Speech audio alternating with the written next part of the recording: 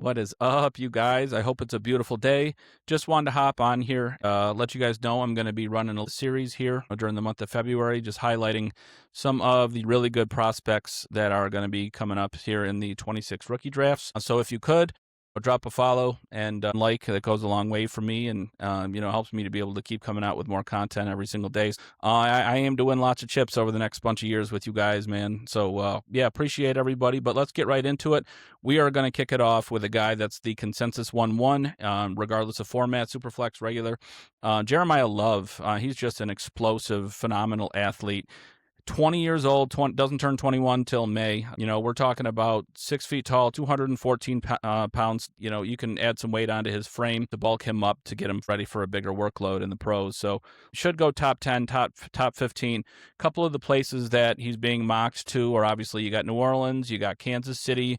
You got a sleeper in Minnesota if they can find a way to move up. I know they can definitely use a running back. So Washington sitting there at 7-2. You never know. They definitely need body in the backfield to pair with Jaden Daniels. You think about a guy that's super explosive like Love, you pair him with Daniels, they run the RPO, and you never know which one of them is taking the ball, has a chance to just take it to the house.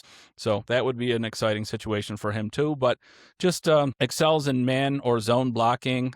He's got a crazy spin move. That spin he put in that Pittsburgh game was unbelievable, man. Right about the 50-yard line, shook like two dudes, turned it up, and was just gone. Nobody was going to catch him. So with that size and that speed and that receiving ability, I think that's just a lethal combo. He's probably in that same boat, maybe just a hair under where Bijan and Jahmyr Gibbs are. So, yeah, I think he's just a special kid, and, regardless of where he gets drafted, I see him being an elite dynasty running back for a very long time. He is a generational talent. So yeah, make sure you go out of your way if you can find a way to get him, get him, especially with his age and all things considered at the running back position. There's a lot of upside there, and he could play for a long, long time. So go out of your way to get him. He's averaged 7 yards a carry the last 2 years in a row. I believe 6.9 both years, 10.4 yards per catch last year.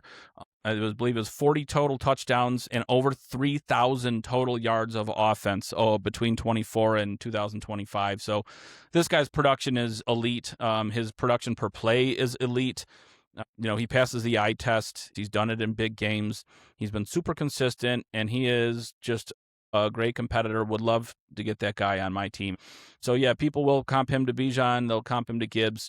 I see a little bit of Jamal Charles in him, throwback to a couple of years ago here, probably aging myself. But, yeah, he's just electric. You get him in space, and he's one of those guys that makes you pay. He'll always make the first guy miss, hits the second level, has a little bit of power. He's got some room to grow in the power department, man. If he puts a couple pounds on and he becomes a thumper on the second level, you watch out for him. The sky is the limit.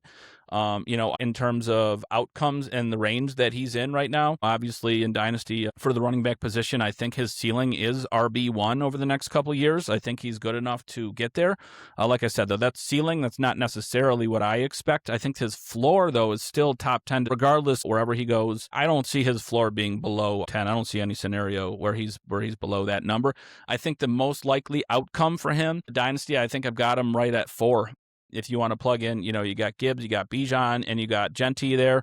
You want to plug Love in, right after that. I think that's a really good spot for him.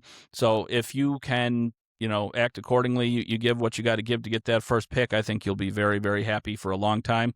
I assume out of the gate, wherever he goes with that draft capital, Arthur Smith's in Ohio State, so we don't have to worry about him giving guys work behind him. So, yeah, wherever he goes, I expect him to be the lead guy. I don't think that they're going to, take their time working him in. I think he comes out just absolutely firing on all cylinders. I really like him.